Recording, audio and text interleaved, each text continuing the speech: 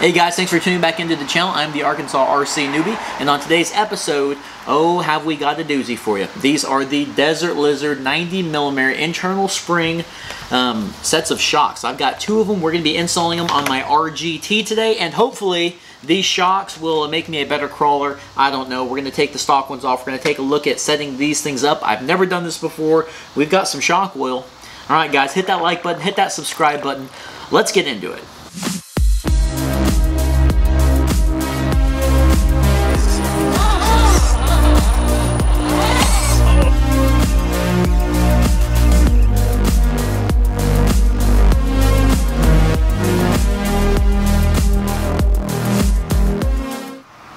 Alright, here we go. Desert Lizard, yeah, racing, 90mm internal shocks, large volume, big bore shocks. I've got these for $27.99. I'll try to find some affiliate links. I got these from my local hobby shop.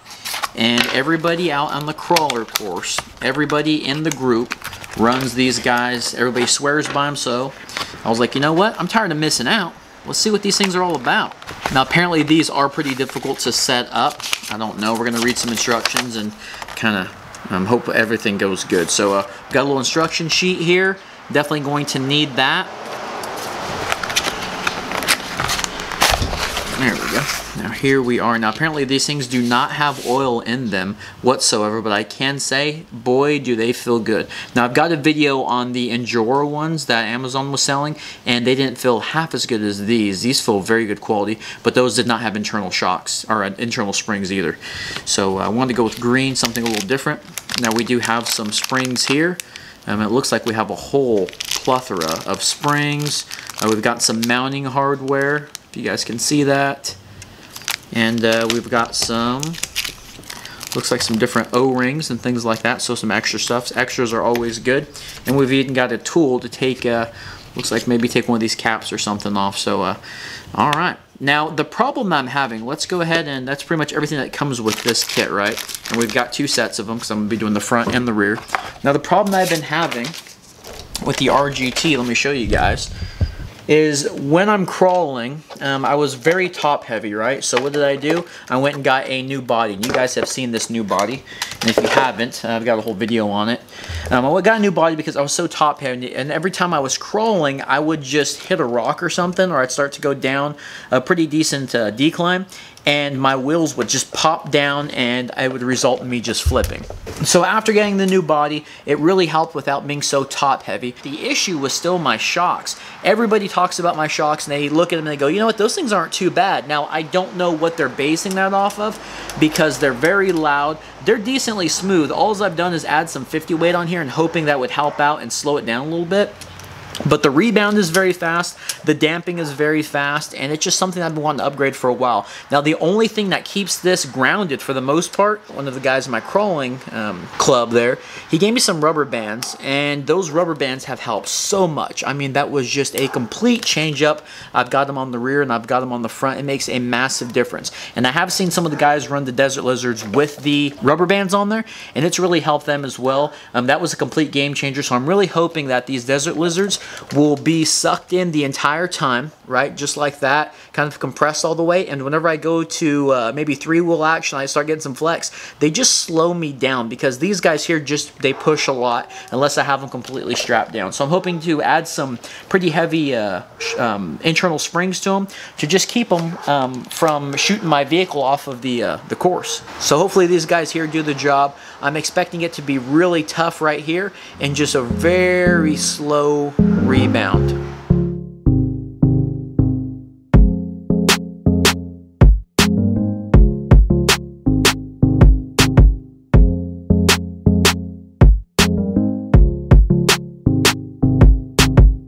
Alright guys, so I got all of the springs out over here that were inside the package, and it's pretty overwhelming. I'm pretty overwhelmed right now. It's pretty overwhelming. These right here are decently soft. We've got some stiffer options. We've got some pretty stiff little guys over here. Now I'm going to get my shock, okay, and with the tool provided, we're going to unscrew this. Okay, they're completely dry. We've got a pretty good little seal on there. I'm gonna have to figure this out. Now the one that's on there is pretty soft. Now the idea is we've got a droop setup and a sprung setup. I want a droop setup, right? I'm pretty sure that's what I want. I want one that's going to be pulling this in really stiff and letting it out really loose. So I think what we want to do here is I want one that's going to be pulling in really tight. So I think I want the softest setup with the spring that's inside. We're going to call this a bore, on the bore of the shock. I think we want the softest we can go. So we're going to go softest there because we don't want a lot of push. And then we want the pull to be very intense, right? So let's take this C-clip off of here. That fits in there pretty good. That's a long, stiff one. That's the longest and the stiffest, I believe. Yeah. So that way it's going to be pulling against that pretty intense like. Might be too stiff because my rig does not weigh that much. Now if we do that, tighten it up a little bit. Okay, that's going to be way too stiff. Okay, let's change that a little bit. I'm stuck on is just if we should use a short or a long one here. These two here match, and they're right at the longer ones. They're just a little bit wide on the bore. I don't know if that matters at all, but we can try this. This guy right here, a little short, soft one, we'll put him in there. And then it's going to be a lot to pull that out. I mean, look at the rebound there. So that's kind of slow. There's no oil in there. I just wonder if that's going to droop good enough. I would rather these guys be smashed all the way through, and that's the softest on the short guys. So I'm thinking that right there might be pretty good. I don't know. What do you guys think? Leave it in the comments. You know, we're using the softest of the large spring, and we're using pretty much the softest, I believe, of the little guy.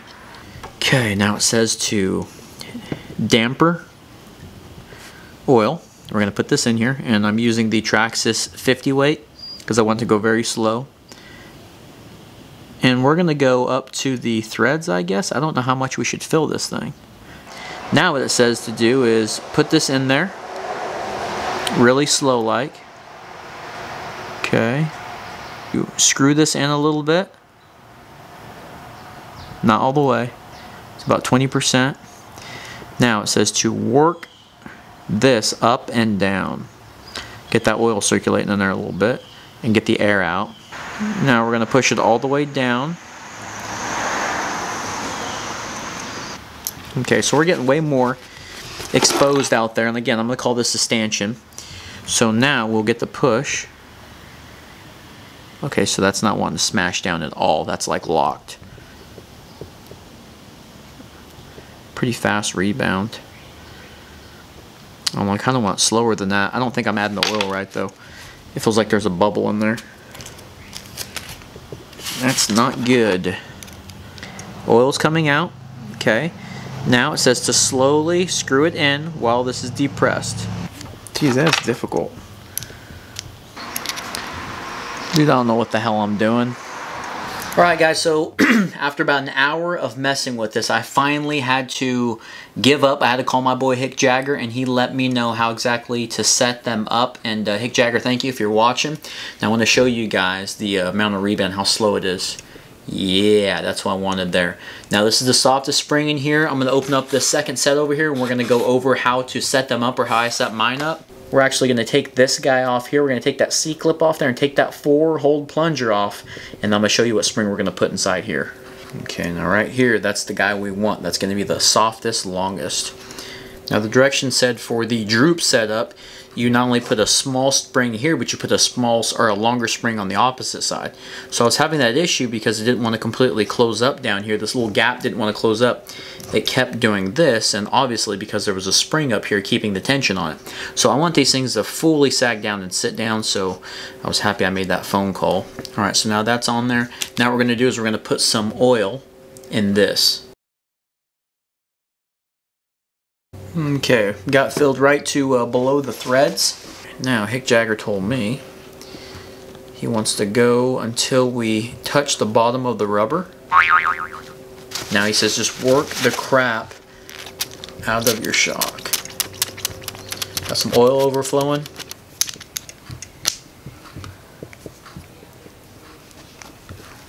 Okay, nice and snug. Okay, now check it out. Oh yeah, and that pretty much sucks itself all the way back in there. Alright guys, let's get this next one done inside the package over here, and then we're going to reinstall them on the RGT and we're going to have a look.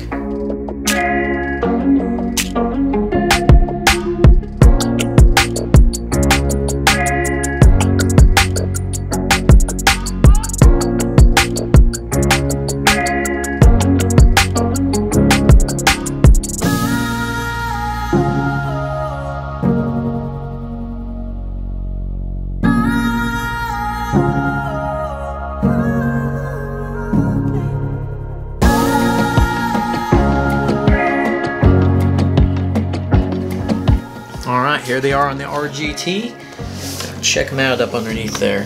They are, I'm going to be quiet for you guys. That's buttery smooth. I mean, buttery smooth.